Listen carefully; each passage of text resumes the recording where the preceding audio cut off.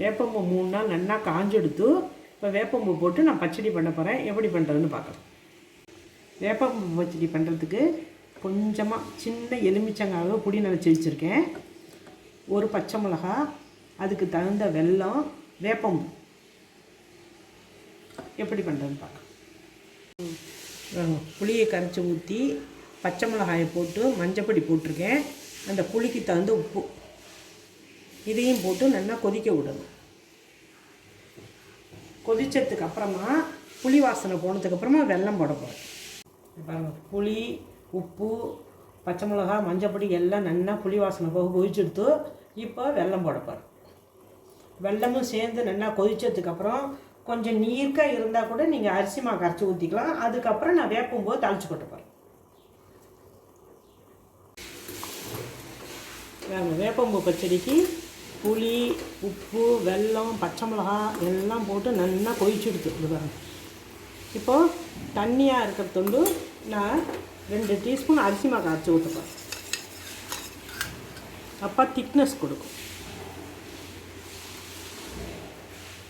நார்த்தங்காய் பச்சடியெல்லாம் பண்ணுற மாதிரி தான் நான் போட்டிருக்கேன் முன்னாடி ஒரு வீடியோ. மாங்காய் பச்சடி, நார்த்தங்காய் பச்சடி எல்லாம் இதெல்லாம் இப்போ மாவு கரைச்சி கொட்டோன்னே கொஞ்சம் கெட்டியாக போயிடும். இதில் இப்போ இதில் வேப்பம்போது தாளித்து கொட்டும். இதில் எப்படி கட்டியாக போயிடுது, ரொம்ப நல்லாயிருக்கும். மாங்காய் போட்டு பண்ணினேன்னா புளி கரைச்சி ஊற்ற வேண்டாம்.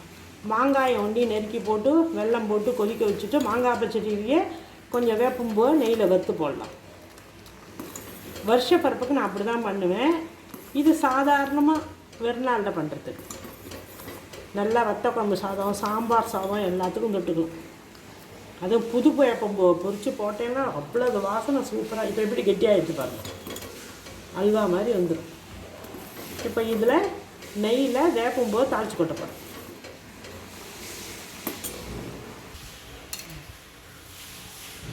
வேப்பம்பூ தாளித்து கொட்ட நெய்யில் தான் தாளித்து கொட்டணும். அப்போ தான் ரொம்ப நல்லாயிருக்கும். ஒரு முட்டை நல்லா நெய் ஊற்றிட்டு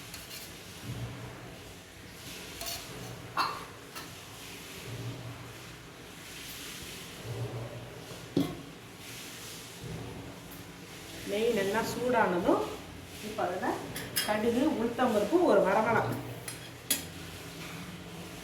நெய் கொஞ்சம் சூடாகும்.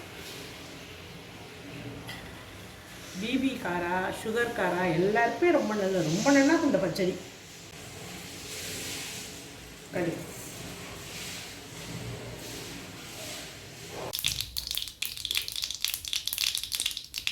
கடுகு நல்லா வடித்து எடுத்து 1 டீஸ்பூன் உளுத்தம் பருப்பு, மிளகா வத்தல். இப்போ இதோட வேப்பம் நான் எடுத்து வச்சுருந்தேன் வேப்பூ இதையும் போட்டு பொன்னிறமாக வறுத்த உடனே பச்சடியில் போட வேண்டியதான்.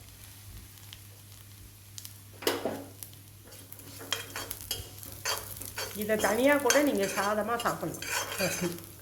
நான் வேப்பம்பூ சாதம் முன்னாடி ஒரு வீடியோ போட்டிருக்கேன், அதையும் பாருங்க. அதான் இதை இப்போ இந்த புளி இதில் பச்சடியில் ஊற்ற போகிறேன். செவந்து போச்சு பாருங்கள்.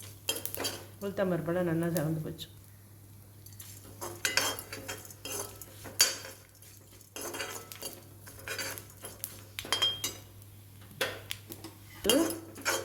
மிளகா வத்தல், உளுத்தம் பருப்பு, வேப்பம்பூ எல்லாம் நல்லா பொன்னிறமாக ஆகிடுத்து.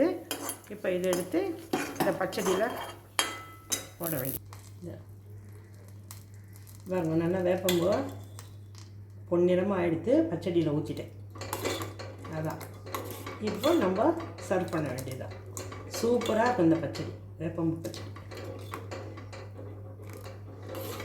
கசப்பு, இனிப்பு, புளிப்பு, காரம் எல்லாம் சேர்ந்து ரொம்ப நல்லாயிருக்கும்.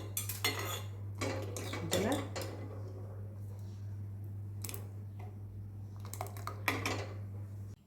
பாருங்க, வேப்பம்பூ பச்சடி ரெடியாக எடுத்து பிடிச்சிருந்தால் இந்த மெத்தடில் பண்ணி பாருங்க. லைக் பண்ணுங்க, ஷேர் பண்ணுங்க, மறக்காமல் சப்ஸ்கிரைப் பண்ணுங்க. ரொம்ப நல்லது உடம்புக்கு. குழந்தையெல்லாம் கூட நல்லா டேஸ்ட்டாக சாப்பிடுவோம்.